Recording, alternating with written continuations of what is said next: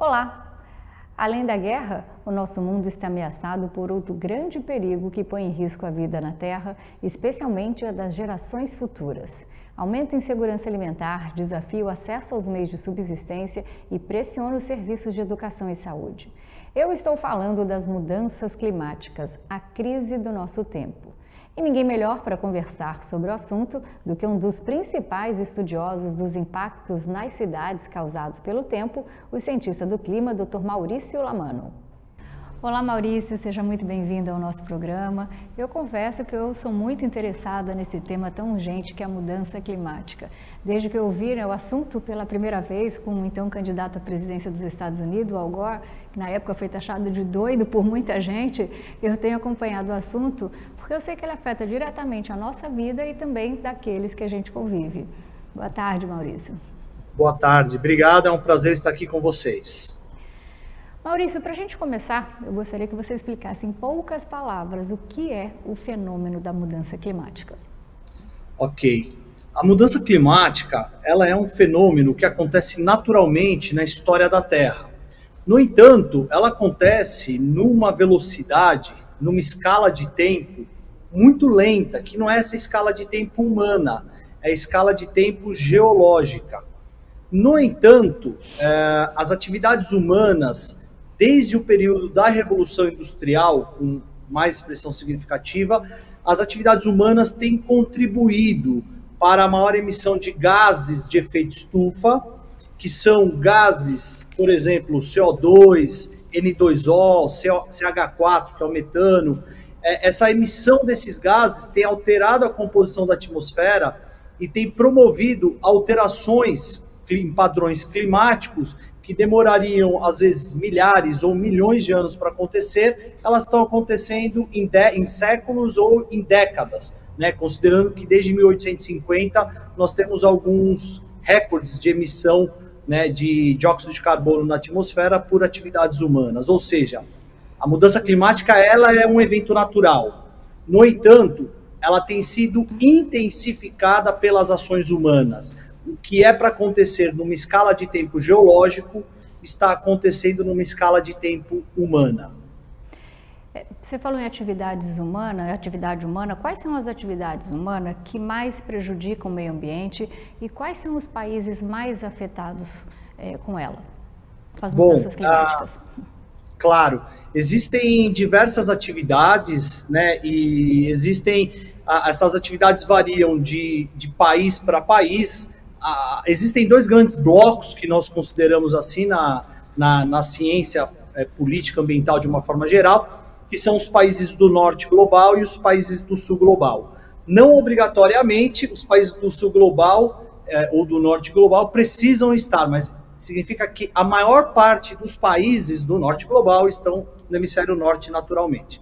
Bom, esses países do norte global, eles têm uma histórica, né, contribuição na emissão de impactos ambientais propriamente dito, né? Você pega, por exemplo, algumas cidades europeias, elas têm mais de 1000 anos de existência. Por exemplo, na Inglaterra, a cidade de Nottingham, né, na Inglaterra, Londres e tantas outras cidades, né, no continente europeu.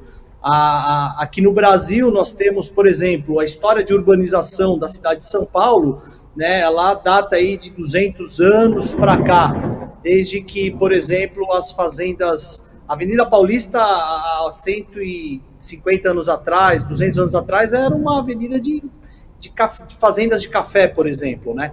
Então, as contribuições e os impactos ambientais variam de país para país. No caso, os países do hemisfério norte, eles têm maior contribuição, por exemplo, no setor de indústria, transportes e principalmente a queima de carvão para geração de energia. Aqui, por exemplo, no sul global, no Brasil, nós temos a nossa principal contribuição é a mudança do uso do solo, né, que nós chamamos, que é desmatamento, conversão de áreas florestais para áreas de pastagens, campos de agricultura, etc. Maurício, a Carta Papal Laudato Si é uma abordagem dada pela Igreja Católica ao tema do meio ambiente. Dentro do conceito de ecologia integral, o Papa Francisco não apresenta uma, mas sim várias crises. Para ele, mudança climática é tema de várias disciplinas ou áreas de conhecimento, já que o aumento da temperatura impacta desde a saúde da população, passando pela produção agrícola, chegando até a economia. O fato da Igreja se posicionar dessa forma sobre o tema confere ainda mais urgência no debate ambiental. Ou seja, se a Igreja, que é uma instituição extremamente tradicional e rígida, já fala abertamente do assunto, por que o tema mudança climática ainda é um tabu para a maioria da população? Olha só, é muito boa a sua colocação. O que acontece é o seguinte: a mudança climática ela é um fenômeno que atinge todo o planeta. Mas ela atinge especialmente os mais pobres, né? O motivo por trás da Igreja se manifestar sobre esse assunto de uma forma tão contundente, uma instituição extremamente conservadora, tradicional, como você bem disse, é porque o assunto ele tem uma emergência de ser debatido, de ser colocada na mesa de discussão, né?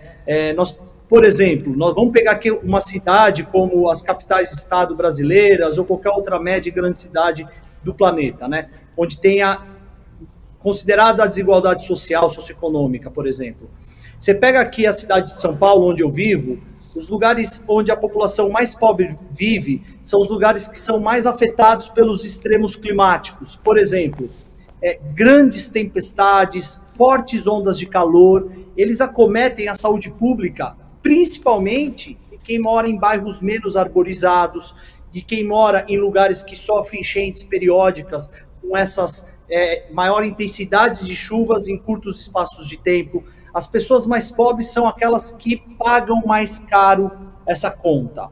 E acho que esse é um assunto que a Igreja traz justamente pela sua própria instituição, pelo seu próprio debate de atender, né, dentre todas as pessoas, mas especialmente aqueles que mais necessitam.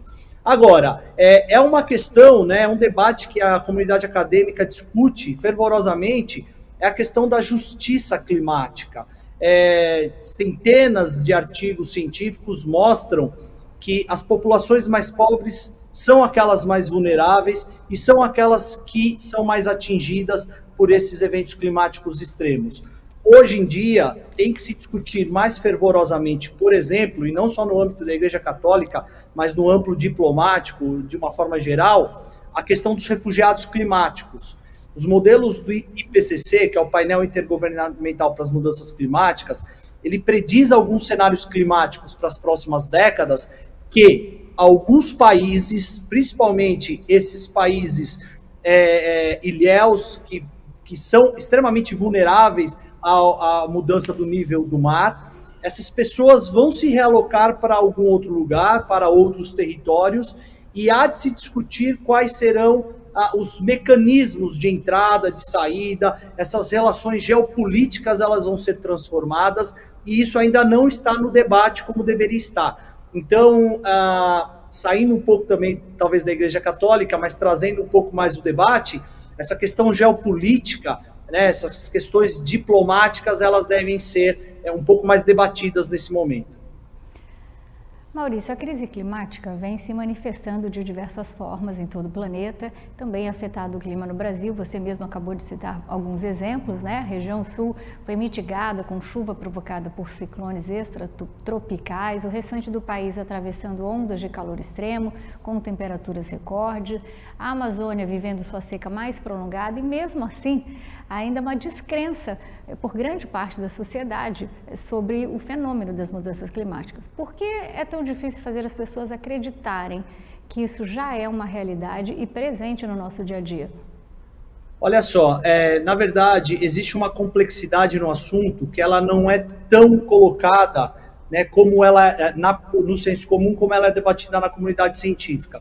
Quando você fala em aumentar 1,5 grau a temperatura média da Terra, aumentar em 2 graus, aumentar em 4 graus, como alguns modelos mais pessimistas colocam as mudanças climáticas, o senso comum ele trabalha assim, mas 4 graus a mais, tem dias que está 32 e tem dias que está 36.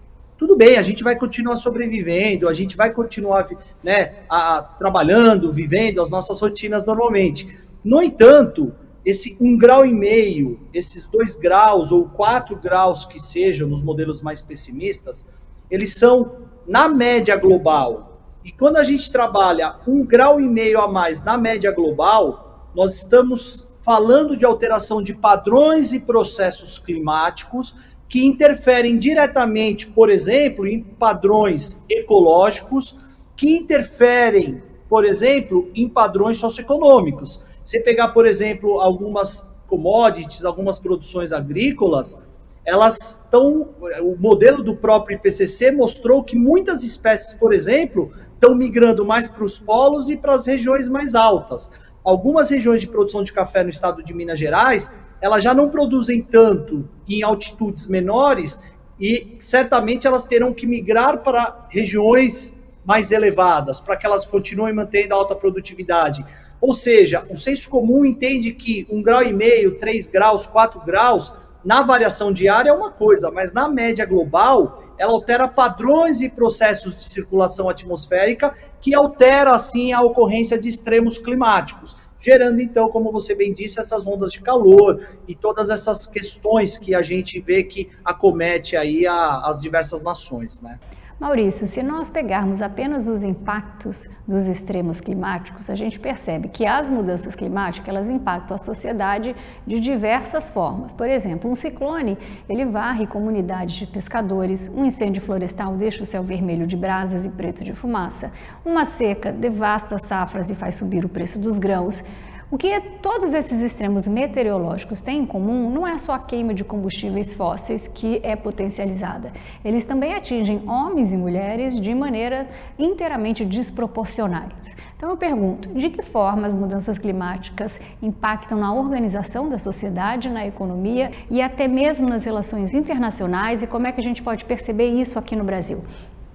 Muito bem, acho que você tocou num ponto extremamente sensível e importante de ser debatido, né? Começando, vamos falar primeiro de como isso, voltando, né, nessas relações internacionais. Eu acho que, começando do fim da sua pergunta para trás, né, então a gente pode entender que relações diplomáticas, todas essas questões de refugiados climáticos é um dos pontos. Existem outros pontos a serem debatidos também, como, por exemplo, essas relações internacionais, por exemplo, de commodities, né? Então, a produção agrícola, ela abastece grande parte do PIB brasileiro, por exemplo. E as mudanças climáticas, elas acontecendo de forma mais intensa, esses eventos climáticos extremos, isso altera a balança comercial. Alterando balança comercial, alterando relações internacionais, isso tem todo um sistema de cadeia, por exemplo, com taxação, preço de dólar, mercado interno, o preço do o consumo interno acaba subindo. Então, isso afeta diretamente, por exemplo, as relações econômicas, seja internamente ou internacionalmente. Agora, a população como um todo, ela é atingida de diversas formas e de diversos, não diretas ou indiretamente. Assim como foi falado, as pessoas mais pobres sofrem com fenômenos de enchente, com fenômenos de ondas de calor, aquecimento, problemas de saúde mental. Tem um estudo aqui em São Paulo, só para fazer um parênteses, que foi mostrado que pessoas que moram em lugares onde a temperatura média ela supera o valor médio histórico, aumenta-se problemas de saúde mental e taxa de suicídio, isso em escala global. Quando a temperatura mínima cai abaixo da média histórica da mínima, aumenta-se também problemas de saúde mentais em escala planetária. Isso foi visto na cidade de São Paulo. Taxa de suicídio aumenta, principalmente onde esses fenômenos acontecem. E essas questões custam caro aos cofres públicos. Tratar morbidades, doenças crônicas não transmissíveis, hipertensão, diabetes, são doenças que podem ser intensificadas pela falta de um planejamento ambiental, que são sim intensificadas então por ondas de calor, por fenômenos climáticos extremos. Isso acaba onerando os cofres públicos e certamente onera aqueles que são mais pobres mais uma vez. Maurício, 2023 foi o ano mais quente já registrado. O dado é do Observatório Europeu Copérnicos, divulgado recentemente. O documento revelou que um relatório com diversos recordes diários e mensais foram quebrados. A temperatura média da Terra em 2023 ficou quase 2 graus acima do nível pré-industrial antes do período de 1850 a 1900, ou seja, muito próxima do limite seguro estabelecido por cientistas para evitar consequências mais graves das mudanças climáticas. Você, Maurício, analisou os efeitos das ondas de calor nas grandes cidades. Como é que esse fenômeno afeta a temperatura, a umidade e a qualidade do ar nas áreas urbanas e quais são as medidas de adaptação que podem reduzir o desconforto térmico e os riscos à saúde da população? Muito bem. Essa questão ela é extremamente complexa do ponto de vista científico, mas ela deve alcançar a discussão, né, no âmbito da população em geral. A questão de adaptar cidades para as mudanças climáticas é um fator fundamental. Hoje em dia, não dá para se pensar em viver numa cidade como se vivia em 1960, como se vivia em 1930. As cidades elas têm que ser planejadas e adaptadas para esse novo contexto. Naturalmente, as cidades elas apresentam características de vegetação, de infraestrutura verde, que nós chamamos, que é o conjunto do que é verde na cidade, né, bastante diversificadas. Por exemplo, Curitiba, Maringá são cidades extremamente verdes, né, quando você compara, por exemplo, com outras cidades que não têm essa malha toda, como, por exemplo, Cuiabá. É uma cidade que ela tem sido planejada para um determinado fim. Ao longo do século XX, a maior parte das médias e grandes cidades brasileiras, ela teve o seu planejamento voltado para o capital, ou seja, para construção e ampliação de ruas, avenidas, infraestrutura cinza. As questões ambientais, elas foram em partes negligenciadas. E hoje essa conta vem muito cara, muito alta. Ou seja, entender como o meio ambiente urbano, a arborização, as florestas urbanas podem adaptar a cidade para aí promover maior qualidade de vida para a população é um fator chave. Somente para a gente popularizar a importância de uma árvore para todos os ouvintes aqui do programa. Uma árvore de grande porte, que tenha mais de 30 metros de altura, por exemplo, ela pode chegar a transpirar 300 litros de água em um dia. 300 litros é quase uma caixa d'água. A Organização Mundial da Saúde, ela sugere que cada pessoa consuma 100 litros de água num dia. Se nós tivermos uma árvore grande plantada na frente da nossa casa, nós já devolvemos para a atmosfera, que será resfriada, quase 300 litros de água por dia. Imagina uma praça inteira, imagina um parque inteiro, quantas toneladas de litros de água não manda para a atmosfera. Isso faz uma amenização climática, promovendo então a sensação de bem-estar. A medicina já conhece claramente que quando a amplitude térmica é muito alta, aumenta-se os casos de internação. E esses casos de internações nos hospitais, principalmente públicos, que é onde a maior parte da população frequenta, eles oneram os cofres públicos e prejudicam a qualidade de vida da população. Então, entender como as cidades devem e podem ser planejadas do ponto de vista da arborização urbana, das florestas urbanas, da combinação da infraestrutura verde e da infraestrutura azul, que é o conjunto de rios, lagos, lagoas, para cidades que têm essas características, isso é fundamental para promover maior equilíbrio climático e, consequentemente, ecológico, e também para promover maior qualidade de vida para a população, mais saúde pública. Ou seja, compreender os padrões e os processos ecológicos da arborização urbana, das florestas urbanas, isso contribui para um planejamento ambiental estratégico que tem reflexos econômicos, sociais e ambientais também.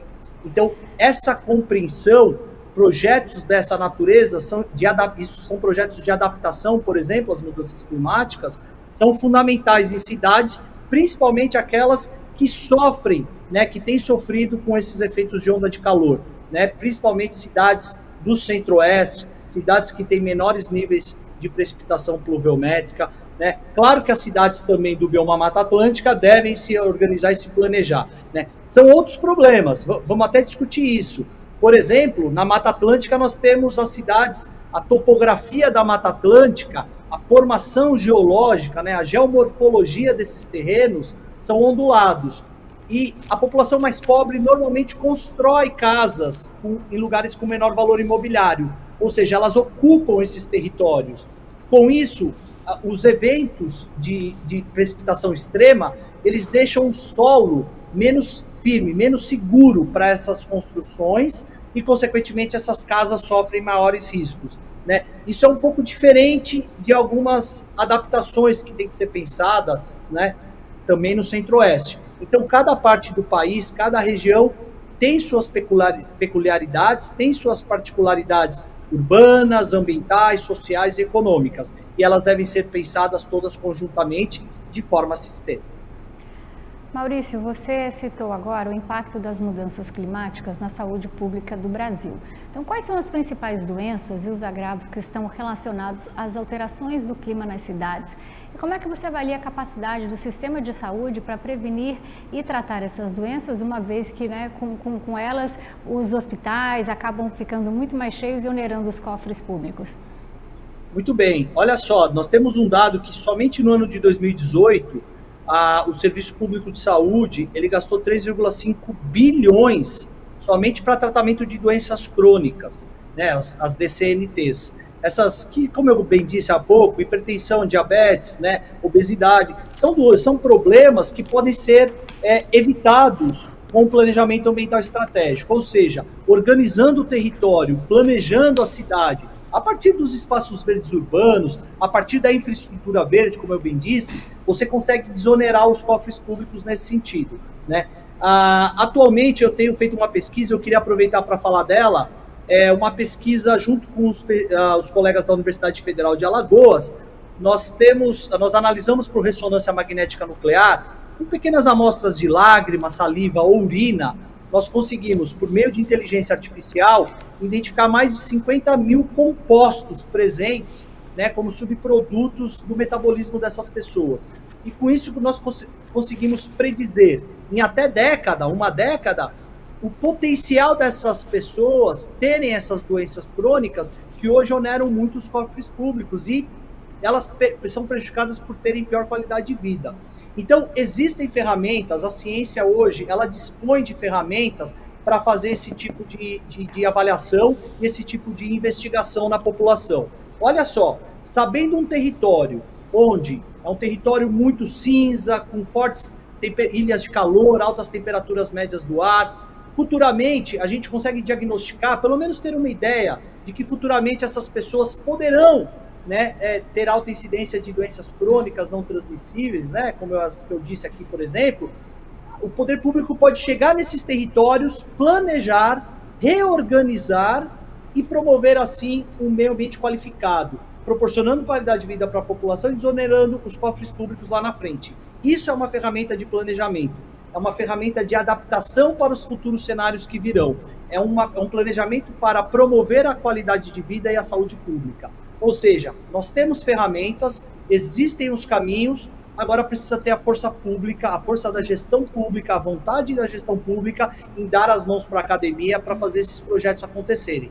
Isso já existe, já está em pleno curso, nós já estamos realizando em algumas cidades. Agora, isso precisa sair, precisa pular o muro da universidade, a gente precisa chegar às cidades que mais necessitam, aquelas cidades que têm a maior infraestrutura cinza, aquelas cidades que têm e tiveram um planejamento muito intenso voltado para o capital, para a construção de ruas, avenidas e tudo mais. Então, esse é um ponto central na minha avaliação, né? Existem projetos e existem em alguns lugares a vontade pública, mas isso precisa ainda ser mais elaborado e ser mais dialogado.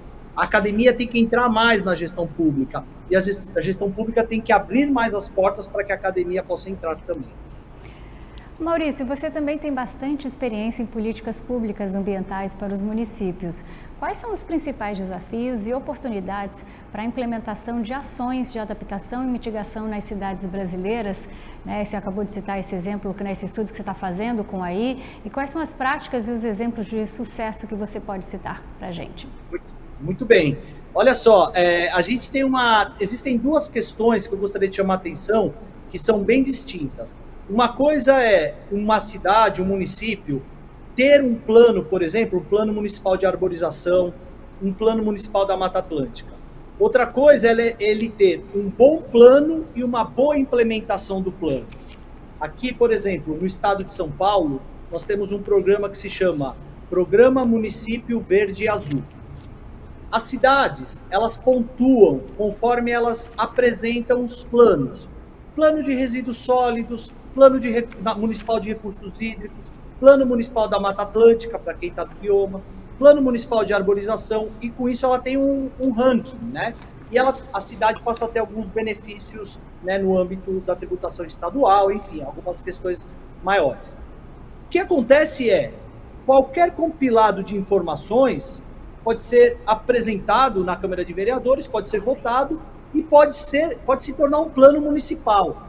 E com isso a cidade tem um plano municipal, mas não significa que ela implementa um bom plano municipal ou que ela implementa de fato aquilo que deve ser implementado. Por exemplo, para a aquisição de alguns recursos financeiros da esfera federal, é necessário que as cidades tenham um plano municipal de resíduos sólidos. Muitas cidades, quase todas que conheço aqui, pelo menos na região metropolitana de São Paulo, já tem o plano municipal de resíduos sólidos porque ele é mandatório para solicitar alguns recursos federais. No entanto, se você visitar todas essas cidades que têm um plano municipal de resíduos sólidos, nem todas elas têm um bom plano e nem todas elas implementaram esse bom plano, fazendo com que ele seja uma ferramenta de política pública transformadora. Então, voltando ao início da minha fala, uma coisa é você ter o plano, outra coisa é você implementar muito bem o plano, com participação popular, participação da sociedade civil, chamar diferentes atores, o setor público, chamar outros setores municipais para discutir, o setor privado, a academia, o terceiro setor, chama todos os atores para fazer a implementação do plano propriamente dito. E aí ele se torna extremamente fortalecido. Maurício, você também é especialista em ecossistemas urbanos e sua relação com a mudança do clima. Quais são os principais serviços que as cidades podem oferecer para adaptação e mitigação das mudanças e como é que você avalia o papel das florestas, né, das florestas urbanas, por exemplo, na regulação do microclima e na captura de carbono? Muito bem, excelente ponto, né? Eu acho que a gente pode começar discutindo, né? Talvez sair da escala municipal e para uma escala maior. Duas coisas devem ser diferenciadas, né? São as estratégias de mitigação para as mudanças climáticas e outra coisa são as estratégias de adaptação para as mudanças climáticas. Gerar mecanismos, por exemplo, numa cidade, num ecossistema urbano, que atenuem os efeitos de ilha de calor, isso é, sem dúvida, um mecanismo de adaptação nos eventos climáticos extremos e assim como foi dito. Outra coisa é você mitigar, né? Você diminuir aquilo que está lançado na atmosfera ou que será lançado. Por exemplo, sequestrar esse carbono que está na atmosfera. As árvores, elas são a melhor de todas as tecnologias para absorver carbono.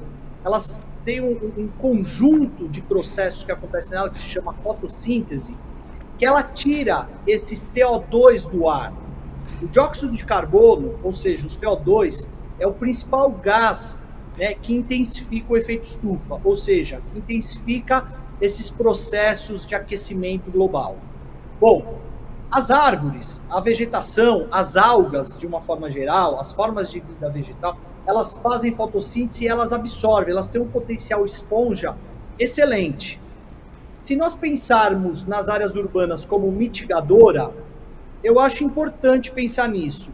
No entanto, a maior mitigação no sequestro de carbono não está nas florestas urbanas propriamente dito.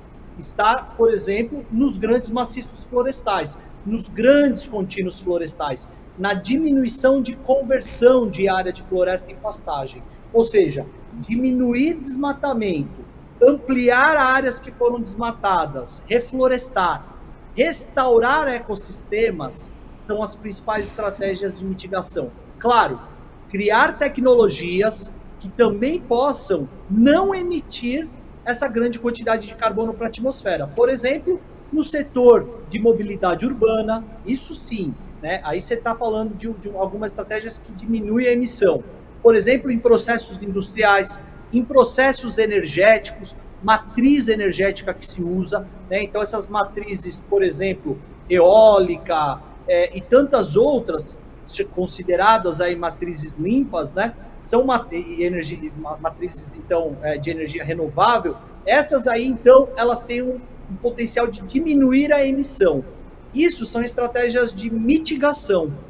As cidades, as florestas urbanas, elas representam menos no mundo, cerca de 3% da parte terrestre do planeta é formada por cidades. Nós temos algumas regiões que chegam a ter menos de 1% de área urbana, embora mais de 80% da população residam nelas, consumindo energia, por exemplo. Então, quando a gente pensa em florestas urbanas, a gente pensa, minha opinião, é que as florestas urbanas são grandes equipamentos de adaptação para as mudanças climáticas, na promoção de serviços ecossistêmicos, na regulação do clima, do microclima, né, e também do clima em escala até regional, mas nesses sentidos. Então, a floresta urbana ela tem um papel muito grande na adaptação. Outros grandes maciços florestais têm um papel indispensável na mitigação. Lembrando, mitigação não é só a captura de carbono pelo processo da fotossíntese ou pelo processo do solo. O solo é um grande reservatório de carbono. Tem mais carbono no solo do que na própria biomassa. Ou seja, essa interação solo-biosfera é fundamental para essa grande sequestro de carbono, contribuindo assim para as mitigações das mudanças climáticas, né? Então, o que eu queria só fechar aqui para concluir o raciocínio é que as florestas urbanas, ela tem um papel fundamental na adaptação de cidades, na adaptação do microclima urbano, na adaptação da manutenção da fauna, na adaptação da atenuação da poluição atmosférica, ou seja, material particulado, poluentes gasosos. A floresta urbana ela acaba sendo indispensável em todos esses quesitos, mas no ponto de adaptação para as mudanças climáticas. Maurício, com toda a publicidade em torno das mudanças climáticas, o tema sustentabilidade virou modismo. O lado bom nisso tudo é que, se todos falam nisso, as empresas buscam meios de associar suas produções para minimizar os impactos ambientais. Mas, por outro lado, a compensação pelo mercado de carbono sugere que, se alguém está emitindo muito, é possível pagar para outro que emita menos. Então, assim, vendendo os créditos, estaria contribuindo para um mundo mais sustentável. É claro que é excelente quando uma empresa se torna sustentável, mas isso não deveria ocorrer à custa de outra ou pela transferência de culpa por degradação a um terceiro. Como é que você avalia os recentes acordos internacionais sobre o polêmico mercado de compensação de carbono e por que essa compensação virou mania indo de grandes corporações até pequenas organizações? Quais os riscos dessa política? Olha, eu acho que essa questão ela é bastante importante para que a gente comece a colocar todo mundo dentro de uma mesma régua, comece a ter, então, medidas de avaliação, né, entre países, da forma de produzir, que seja, aí, então, pelo menos respeite a dignidade humana, que respeite, então, a natureza. Quando a gente fala de conversão, por exemplo, de floresta em pastagem, nós estamos falando de perdas de bens imateriais. Existem templos sagrados que estão no meio das florestas, que são desmatados pelo fogo, porque quem ateia o fogo, ele ateia independente se o fogo vai até lá em cima ou vai somente ficar nessa região. Ele põe o fogo e o fogo toma conta. Então, nós temos uma perda de bens materiais e imateriais. Então, há de se pensar, por exemplo, em criar mecanismos internacionais de compra e venda, por exemplo, de soja, de grandes commodities, para que a gente possa, então, regular e, com isso, frear um pouco aquele desmatamento ilegal, aquele desmatamento predatório, que se aproveita, né, dessa falta de mapeamento, né, de uma forma sistêmica que alguns países têm, como algumas regiões do Brasil, de ocupar o solo para esses fins. Então, quando a gente começa a pensar nesses acordos internacionais, eles olham para todas essas questões. Eu acho isso legítimo, eu acho que poderia ter alguns avanços a mais. Nós tivemos a COP30 agora, tivemos alguns avanços expressivos. No entanto, existem ainda questões que devem ser mais discutidas, como essa do mercado de carbono. Nós tínhamos uma única grande certificadora, que é a Verra, né, em Nova York. A Verra, então, ela que certificava grande parte dos projetos de mercado de carbono, ela estava simplesmente congestionada no ano de 2023. Os processos que foram apresentados a ela, muitos estavam demorando muito mais do que o tempo normal para se fazer, então, a regularização de uma área, para que essa área possa, então, ter o seu carbono comercializado. Eu acho que esses acordos trazem grandes avanços para esse mercado que era embrionário no começo desse século, mas que já teve algumas melhoras. Por exemplo, hoje se discute créditos de biodiversidade, e isso é extremamente fundamental, porque, por exemplo, no meio da Amazônia, no Mato Grossense, na Amazônia Paraense, seja em qualquer que for a Amazônia, por exemplo, esse carbono, ele não mantém só uma árvore ou um território onde tem solo, animais, plantas, fungos. Existem pessoas que vivem lá. Existem pequenas comunidades que têm que ser alfabetizadas, que sofrem problemas de saúde pública. E hoje o mercado de carbono, ele está trazendo essas questões socioambientais para o mercado de carbono. Ou seja, quando você fala em mercado de carbono, você não está falando só da venda da biomassa, da árvore que está lá na floresta. Você está falando também da atenção à comunidade que está lá. Você está falando também da manutenção da biodiversidade, de grupos funcionais específicos de árvores, da diversidade equilibrada na sua complexidade toda. Ou seja, essas reuniões, na minha opinião, elas trazem melhorias para que aquilo que já está em andamento possa ser aperfeiçoado. A discussão de mercado de carbono em 2019, embora ela tenha começado lá no início do século, até um pouquinho antes, mas que tenha ganhado força ao longo desses últimos 20 anos, 2019 é um ano completamente diferente do que foi 2022 para o mercado de carbono. E foi diferente para 2023. Em 2024 vai ser um ano muito mais forte ainda nos sistemas de regulação disso. Eu queria só chamar a atenção, por exemplo, para as empresas. As empresas hoje, elas podem fazer o que se chama inventário de gases de efeito estufa, né? Eu tenho trabalhado particularmente com esses inventários de gases de efeito estufa com algumas empresas, e eles batem, às vezes, me procuram e falam assim: professor, a gente precisa fazer um inventário de gases de efeito estufa. Tá, mas por que você quer fazer? Eu pergunto para eles. Eles falam assim: porque o meu produto fica na prateleira de uma grande empresa, uma grande atacadista, um grande nome aí varejista. Então, para eu colocar o meu produto na prateleira dele para ser vendido, eu tenho que seguir as normas que ele está seguindo. Aí, quando você chega nesse grande atacadista, ele tem essa norma porque ele está dentro de um determinado escopo do protocolo GHG, que é o protocolo de gases de efeito estufa, que requer que todas as pessoas que usam o seu espaço para vender outros produtos, que eles também tenham que ter os seus inventários. Com isso, todo mundo começa a entender quanto ele contribui de emissão. E aí ele começa, então, ou a compensar ou a mudar a tecnologia. Nós não podemos viver em pleno século XXI com a tecnologia do século XX, que é o que acontece com alguns setores ainda. E mais, eu vou sair um pouquinho dessa área de carbono, eu vou para uma área um pouco mais sensível, só para a gente entender a importância desses debates internacionais. Quando a gente discute, por exemplo, a comercialização de minérios, ouro, por exemplo, olha o que aconteceu com os Yanomamis no início do ano passado. E olha o setor de mineração, e eu não estou aqui atirando pedras no setor de mineração, ele é importantíssimo para a economia. Mas aquele sistema extrativista predatório, ele não pode acontecer. E quem compra esses minérios predatórios, ele não pode comercializar, porque isso atinge comunidades menos favorecidas, comunidades tradicionais de indígenas, comunidades quilombolas, comunidades de caiçaras. E aí o que nós temos é pessoas, né, o grande capital sendo cada vez mais favorecido e enriquecido, e aquela grande massa negligenciada, mais vulnerável, cada vez sofrendo mais.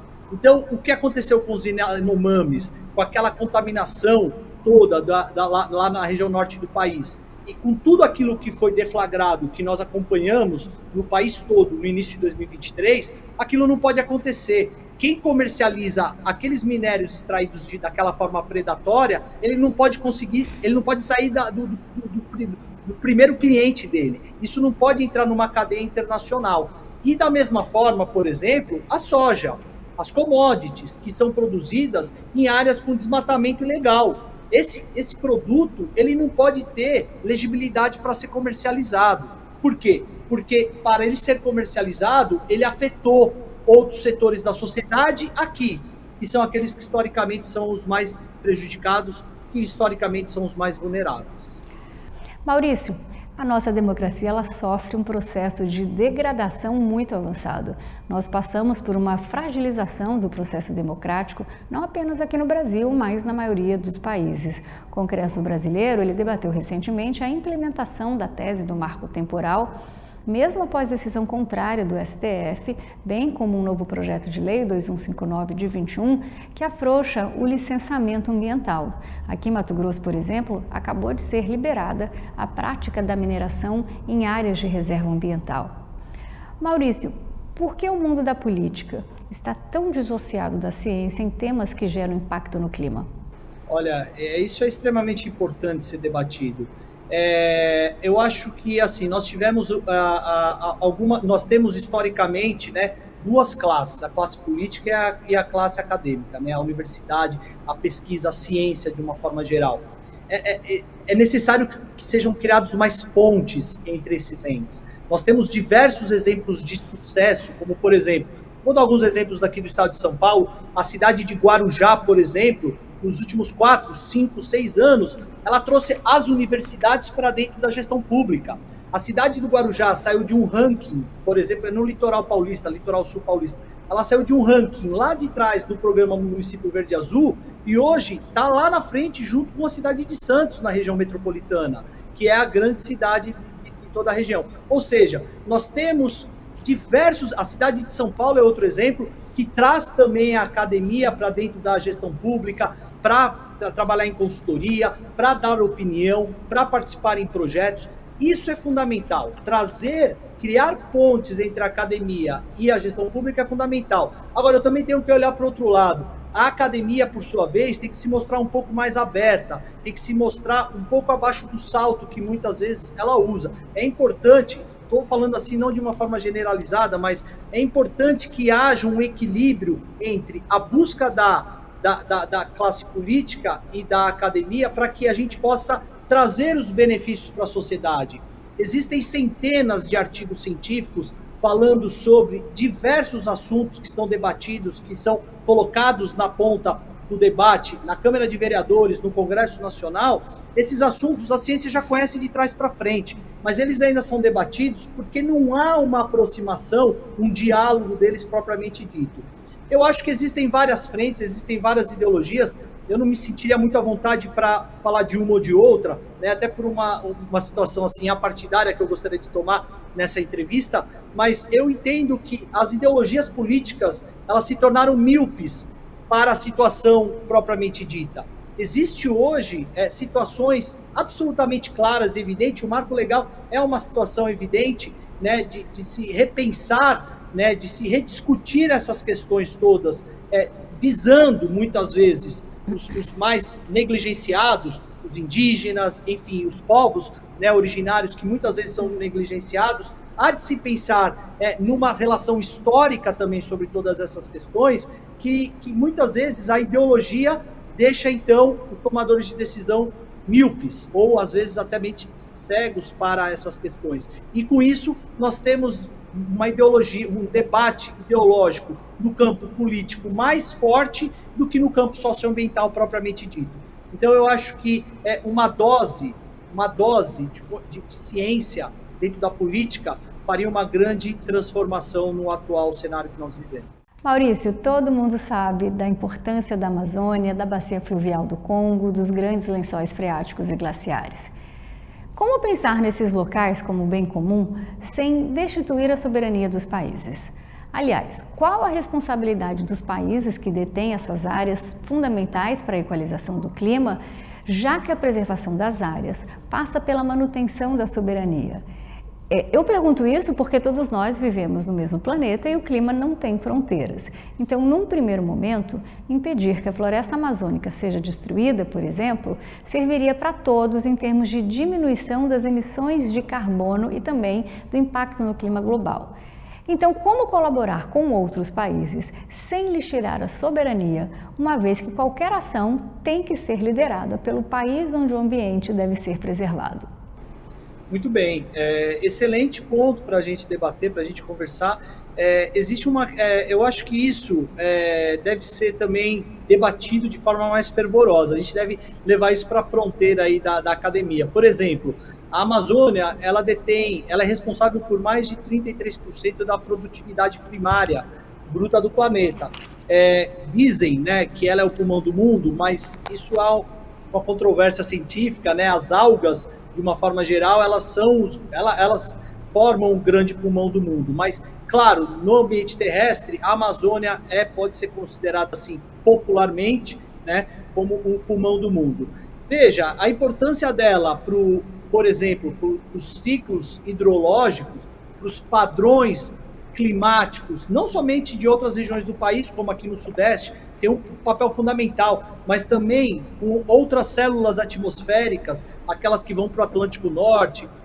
Toda essa questão do clima sul-americano é fundamental. A Amazônia tem um papel fundamental.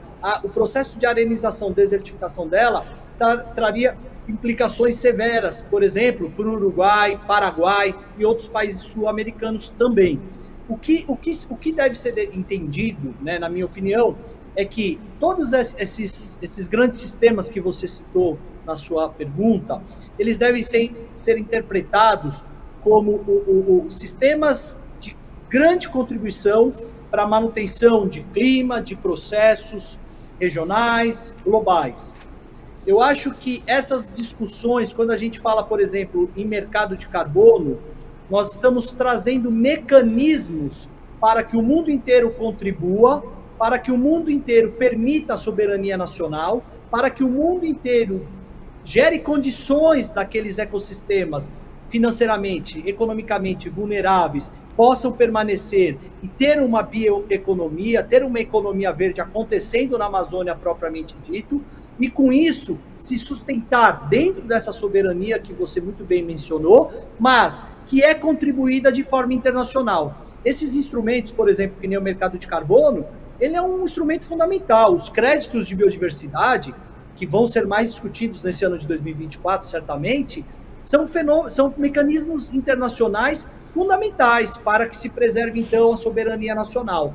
Além disso, nós temos políticas dentro do território nacional que são extremamente importantes e que valorizam, por exemplo, a conservação de alguns territórios.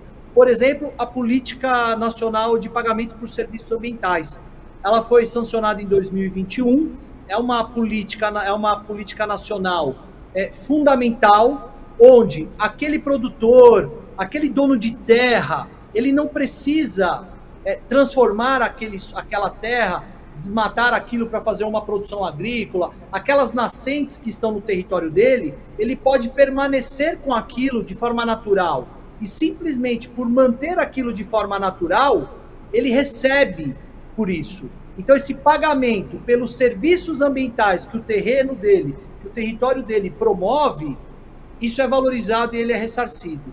Isso pode entrar dentro de uma discussão internacional e deve entrar dentro de uma discussão internacional.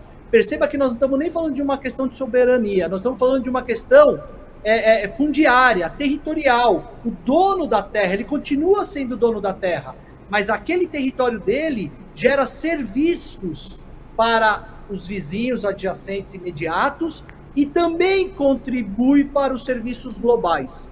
Ou seja, quando a gente fala de políticas de pagamento por serviços ambientais, de crédito de carbono, nós mantemos a soberania, nós mantemos a propriedade das questões fundiárias e nós conseguimos promover os serviços ambientais que são necessários para a regulação do clima, para os processos atmosféricos, para os processos de biodiversidade, para a sociobiodiversidade de uma forma geral. Então, eu entendo que esses mecanismos, essas políticas, esses mercados que eram embrionários, mas que já têm uma forma mais definida hoje, alguns ainda continuam embrionários, que nem eu disse, o crédito de biodiversidade, eles são fundamentais para que então haja a soberania nacional, mas que sim, haja o desenvolvimento local, a bioeconomia, ou pelo menos a manutenção dos processos naturais. Então, eu acho que é possível conciliar, existem políticas nacionais e internacionais para isso. Agora, isso precisa ser mais discutido, isso precisa ser mais levado à mesa, isso precisa ser mais levado à Câmara de Vereadores, isso precisa ser mais levado ao Congresso Nacional, isso precisa ser mais debatido em escala federal. Por exemplo, nós temos aí a Política Nacional de Arborização Urbana, que está um pouco na geladeira.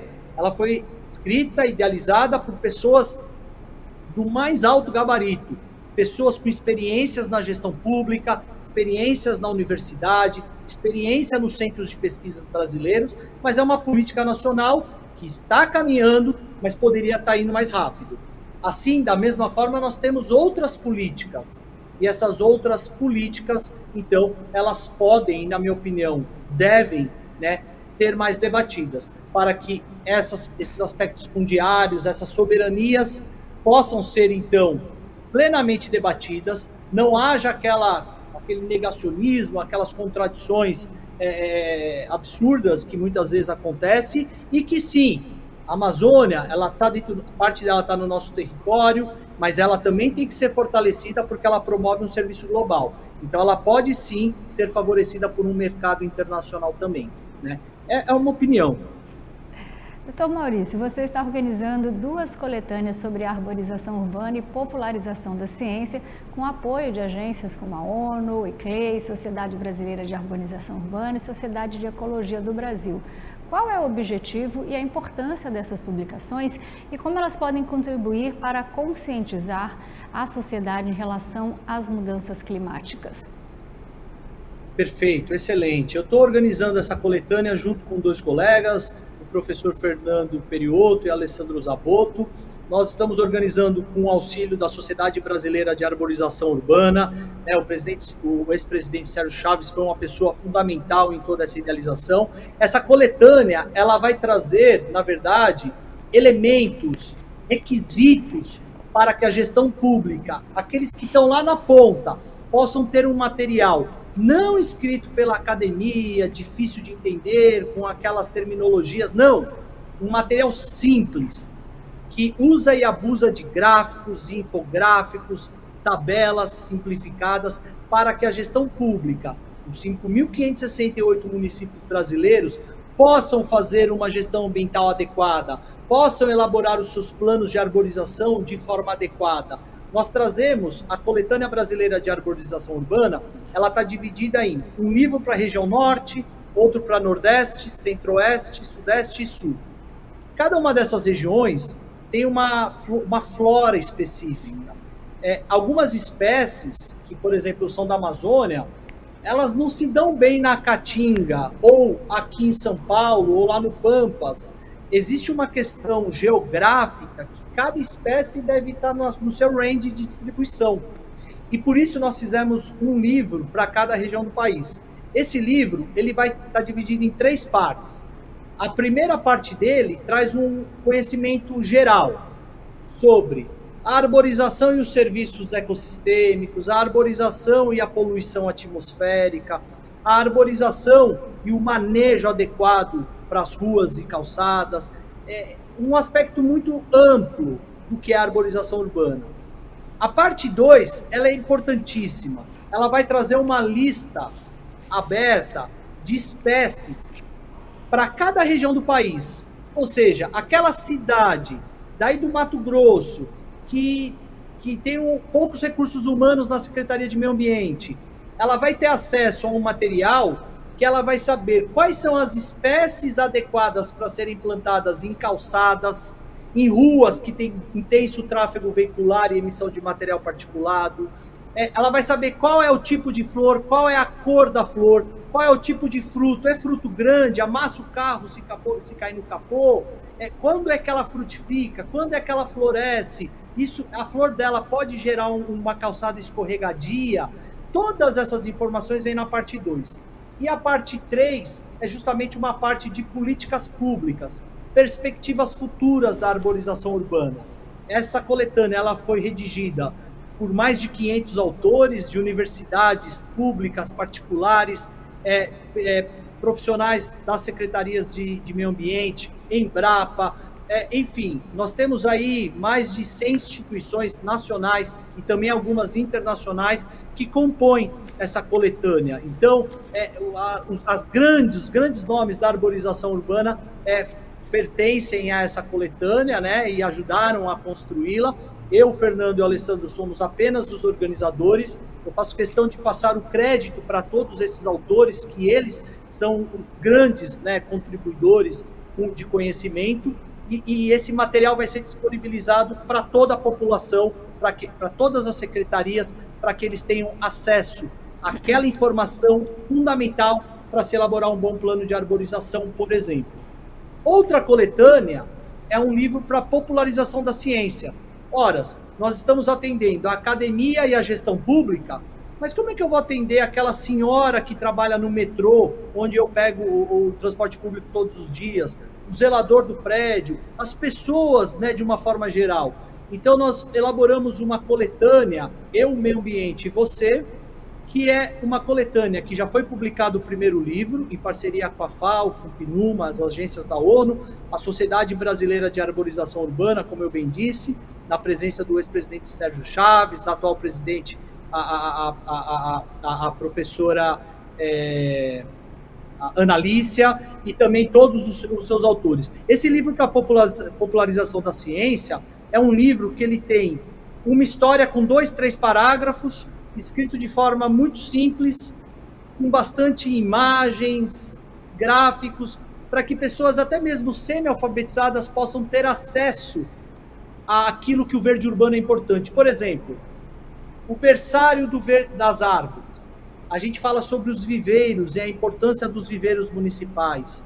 A refeição de uma árvore. A gente explica o processo de fotossíntese para uma pessoa que nunca estudou isso, por exemplo, para que ela possa entender. E com isso, a gente traz um livro que populariza a importância da vegetação urbana. O próximo livro será Mudanças Climáticas, outro livro será sobre restauração ecológica, teremos um outro sobre segurança hídrica e segurança alimentar também. Esses livros estão sendo liberados um por ano.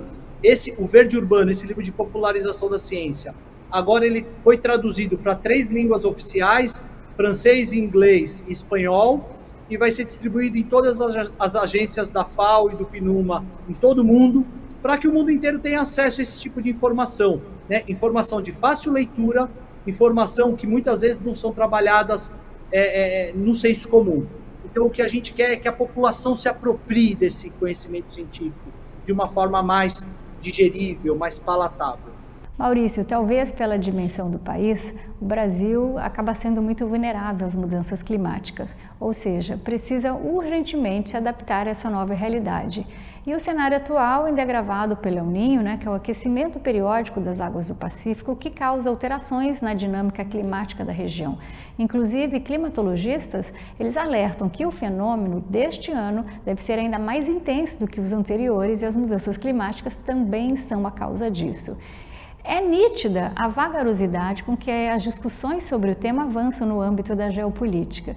Por que, apesar da ciência nos alertar há 50 anos, se foi feito tão pouco até agora? Muito bem. É aquela dose de ciência na discussão política que eu havia comentado. Eu acho que isso é fundamental. Nós temos uma relação histórica da construção do debate ser dado por pessoas que não dominam alguns campos do conhecimento. Então, as pessoas que tomam decisões sobre, por exemplo, as questões climáticas, são pessoas que não são, que não têm todas as informações ou não são assessoradas por pessoas que muitas vezes teriam as informações completas sobre determinados aspectos. Isso eu falo mais na escala local, né? Nós temos aí 5.568 municípios. Em alguns municípios, a Secretaria de Meio Ambiente opera com 2, 3 funcionários. No estado de São Paulo, por exemplo. Fora do estado de São Paulo, mesma realidade. Às vezes, a cidade não tem Secretaria de Meio Ambiente ou Subsecretaria de Meio Ambiente, o que acaba sendo um problema seríssimo. Então, o que a gente percebe, pelo menos na minha opinião, é que é importante criar, como eu havia dito anteriormente, essa ponte, mas é importante também salientar que alguns fenômenos climáticos, eles são naturais. O fenômeno El Niño, ele é um fenômeno natural, ele não é causado porque o homem existe no planeta. Ele é um fenômeno natural que tem uma periodicidade e ele tem uma intensidade. A questão é a intensidade com que isso acontece e outros processos se associam a ele, e não somente a ele. Tem o Laninha. Que reveza o ano, né? Um ano é El Niño, um ano é Laninha. Mas o El Niño, ele é mais agressivo, digamos assim. Ele é, exatamente. O fenômeno Laninha, por exemplo, enquanto nós vimos esse ano a seca na Amazônia, aquela situação absolutamente devastadora, né? O fenômeno Laninha, ele vem no outro lado, ele vem com excessos de precipitação pluviométrica. E isso acaba sendo um problema seríssimo. Já faz muito tempo, nós tivemos a grande estiagem em 2014, 2015, né? Isso deflagrou uma série de fragilidades socioambientais, mas se você voltar um pouquinho mais na história, nós tivemos períodos de excesso de precipitação pluviométrica que os reservatórios aqui de São Paulo, né, antes de 2014, esses reservatórios, eles simplesmente excederam a sua capacidade e inundaram bairros, distritos, quase que cidades, né, por conta de elas viverem à beira de algumas comportas. Então, esses extremos que são causados por fenômenos climáticos, como El Niño, Laninha, e também outros eventos climáticos associados, né, eles devem urgentemente ser mais discutidos. Urgentemente está na mesa daquela pessoa que elabora, ou que pelo menos é responsável, pelo Plano Municipal de Adaptação às Mudanças Climáticas, pelo Plano Municipal de Recursos Hídricos, pelo Plano Municipal de Arborização Urbana. Essas pessoas têm que começar a entender no nível local o que está acontecendo, o que já aconteceu e foi um problema sério, e com isso planejar, de acordo com os cenários previstos, qual será a melhor estratégia para organizar propriamente esse território, né? É o que nós chamamos de ordenamento territorial. Então, é fundamental que isso aconteça de uma forma mais ampla e que isso traga, né, essas questões, esses debates, claro, para a classe política, mas também para toda a população como um todo. E aí cabe destacar uma importância da academia, a popularização da ciência, aquilo que se gera nos muros da universidade tem que pular aquele portão, tem que chegar nas ruas, tem que chegar nos bares, nos restaurantes, tem que chegar nas igrejas, nos templos religiosos, tem que chegar na mesa de domingo das famílias. As pessoas têm que debater isso, as pessoas têm que entender isso, esses eventos climáticos, essa situação toda. Isso tem que ser popularizado e eu aproveito para parabenizar o canal, para parabenizar vocês por trazer esse tema tão importante para a discussão para toda a sociedade. Maurício, um dos maiores vilões da atualidade em relação ao clima são os combustíveis fósseis, como o petróleo e o carvão. Como é que o senhor avalia o chamado direito ao desenvolvimento, que está no discurso de países do sul global, como justificativa para o uso de fontes de energia, como o carvão e o petróleo? Ainda há espaço para esses dois mercados usando a atual tecnologia? Olha, nós temos ainda que a economia mundial ela é movida pelo petróleo, né? Eu não digo que isso é a melhor forma, definitivamente nós temos que pensar numa transição e numa transição urgente, mas hoje, né, hoje o petróleo é que movimenta todo esse setor, né, pelo menos predominantemente. O que é importantíssimo, na minha opinião, é não somente pensar nas formas alternativas ou nas formas que virão, que devem ser implementadas, né, de matrizes, de fontes energéticas, mas nessa transição. A transição, para mim, é o ponto-chave. Como fazer uma transição segura, como fazer uma transição justa, como fazer uma transição que seja transformadora, né? Essa transição de uma matriz para outra, ela deve ser planejada, mas ela também não deve ficar só no âmbito das reuniões e dos debates, ela deve entrar em ação. Nós temos, por exemplo, diversas formas e segmentos que são importantes, fundamentais para a segurança energética, por exemplo, a venda de placas solares e tantos outros itens importantes, até mesmo para outras matrizes, para as outras fontes de energia, elas devem ser repensadas em termos de tributação, de aspectos fiscais. Por quê?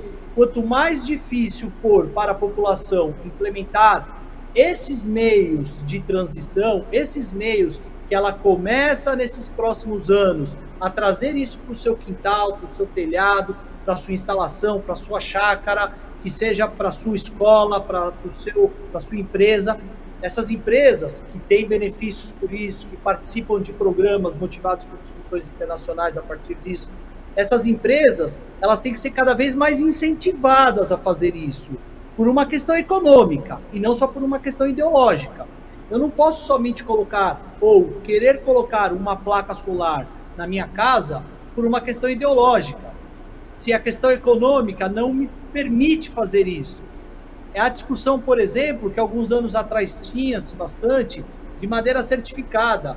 Eu sou super a favor e acho que isso tem que entrar no debate. A madeira certificada, ela tem que entrar e tem que ocupar todos os nichos. Só que o móvel de madeira certificada, ele não pode custar 7 vezes mais, 8 vezes mais, porque senão ele não entra no mercado, ele não vai ser comprado, as pessoas não usam. E essa certificação, então, ela pode se tornar aí vulnerável, frágil. Então, na minha opinião, quando se pensa numa situação futura, tem que se pensar numa transição, uma transição ambientalmente, economicamente e socialmente segura, para que a população possa se apropriar e, com isso, avançar, então, participar também desse processo. Mas, veja, isso vem de decisões superiores, isso tem que vir lá de cima. Maurício, qual a sua opinião sobre os recentes acordos entre países sobre a redução na emissão de gases, e em especial os acordos recentes entre os dois maiores poluidores mundiais, que é a China e os Estados Unidos? Essa intenção de diálogo e propostas vai significar um real avanço sobre o assunto? Sem dúvida. Eu acho que nós vivemos, nos últimos 20 anos, a discussão ela tomou outro rumo. Infelizmente, nós tivemos algumas catástrofes, alguns fenômenos climáticos e algumas tragédias. Não vamos esquecer Juqueí, São Sebastião, há um ano atrás, mais ou menos um ano, em fevereiro do ano passado, 600 milímetros de chuva em 48 horas. Esse extremo climático, isso tem atingido diversas partes do planeta, né? Quando a gente pensa em questões climáticas, a ocorrência de fenômenos climáticos extremos nos últimos anos, principalmente na última década, é muito diferente do que aconteceu no século passado e no começo desse século. Então, hoje, a discussão ela tem outro debate, ela tem muito mais atores, ela tem muito mais protagonistas, ela tem muito mais evidências de que isso é importante, isso é fundamental para que a sociedade, então, possa viver, ou pelo menos ser construída, ou ser adaptada de uma forma ambientalmente mais justa, ambientalmente mais equilibrada. Então, eu acho que nós estamos tendo avanços, os avanços são ainda, em alguns setores, a passos lentos, mas nós estamos avançando, né? Há de se pensar em celeridade em algumas questões, mas estamos avançando sem dúvida. E qual a sua opinião, professor Maurício, sobre iniciativas de judicialização climática, como a do governo do estado da Califórnia, de processar empresas petroleiras e também de jovens europeus que levaram 32 países à Corte Europeia de Direitos Humanos para que os mesmos elevem os cortes de emissões? O senhor acha que processar agentes políticos e econômicos é uma ação justa diante do aquecimento global? Olha, eu acho que pensar em mecanismos de regulação é fundamental. O quanto você exagera numa colher ou não, é um debate que eu acho que também tem que vir à mesa. Mas vamos só colocar algumas questões históricas aqui no país e que começaram a funcionar depois de sanções, né? Veja, eu estou apenas colocando que deve-se pensar em meios de resolver questões que afetam, porque também ver as pessoas morrendo em tragédias climáticas, né, pessoas indo para a corte é uma questão, mas vendo pessoas morrendo em tragédias climáticas, por extremos climáticos, pessoas socioespacialmente excluídas, que pagam seus impostos, que são honestas e tiveram suas casas e suas vidas devastadas por eventos climáticos extremos de uma grande força capital que historicamente tem contribuído significativamente para a mudança climática, também não é justo por outro lado. Mas eu não quero nem aqui puxar para um lado ou para o outro, o que eu quero somente trazer é que, historicamente, algumas sanções foram fundamentais para o processo de transformação. Por exemplo, eu lembro que eu era criança e o cinto de segurança não era obrigatório. Tinha um coleguinha meu, morava no 7º andar, esse meu amigo morava no 8º andar. O pai dele usava cinto de segurança. E eu lembro perfeitamente o pai dele chegando, estacionando o carro na frente do prédio, a gente falava, olha, o pai dele usa o cinto de segurança. Que coisa diferente, né? A gente pensava, porque não era obrigatório. Os cofres públicos, os departamentos de ortopedia das santas casas, dos hospitais públicos, né? Tudo superlotados, com altos custos em função disso. O dia que se cobrou, né, uma multa por quem não usasse cinto de segurança, grande parte do problema foi resolvido. Não estou falando que todo o problema foi resolvido, mas grande parte do problema de saúde pública, pelo menos, né, do setor de ortopedia, pelo menos, foi resolvido. Veja, foi uma medida controversa que gerou debate na ocasião e que trouxe, né, benfeitorias. Foi uma dosagem na colher que resolveu um determinado problema. Eu acho que existem diferentes dosagens, diferentes colheres que devem ser debatidas com todos os elementos possíveis, né? A única coisa que eu penso a gente não pode também colocar a passos lentos, a passos curtos, né, a discussão de ações efetivas para que a gente possa, então, gerar mecanismos de adaptações climáticas, né? Mas eu também acho que tem que se tomar cuidado, né, com algumas ações, porque a sociedade talvez ainda não esteja tão preparada, né, para determinadas sanções, para determinadas situações que eventualmente venham enfrentar. São situações polêmicas, claro, está na mesa, está no debate, nós estamos construindo uma nova construção de adaptação, nós estamos construindo uma nova cidade, um novo mundo adaptado, que mitigue essa relação histórica de mudanças climáticas. Agora, tem que se pensar nos dois lados. Eu acho que tem que se pensar na dosagem que se coloca na colher hoje em dia, mas também tem que se tomar cuidado, porque passos muito lentos para a adaptação climática, tem países que vão ser engolidos pelo nível do mar, tem pessoas morrendo por efeitos de ondas de calor, tem florestas sendo dizimadas por eventos de queimada de fenômenos climáticos extremos. Então, tem que se pensar que tem pessoas justas, né, sendo vulnerabilizadas, injustamente sofrendo danos de uma história de um capital que veio avassalador e que transformou aí, então, os padrões climáticos, né, atmosféricos de uma forma geral. Professor Maurício, você é um defensor da educação ambiental como forma de promover a conscientização e a mobilização da sociedade em relação às mudanças climáticas. Quais são as principais estratégias, além dos livros, claro, e ações que você desenvolve ou participa nesse campo? E como é que você avalia o impacto e a relevância da educação ambiental para a formação de cidadãos mais críticos e responsáveis? Perfeito, eu acho essa pergunta fundamental. Muito obrigado por você ter feito. Eu acho que, na minha posição, gerar, por exemplo, popularização da ciência. Na minha questão, eu gero sobre uma questão ambiental. Então, é uma forma de educação ambiental. Eu acho isso fundamental. Eu acho que o debate deve ir um pouquinho além, né? Eu acho, como você falou no começo da nossa conversa, muito agradável por sinal, lá no começo, eu acho que esse debate tem que entrar na igreja. Esse debate tem que entrar nos templos religiosos. Esse debate ele tem que ir para esses outros setores.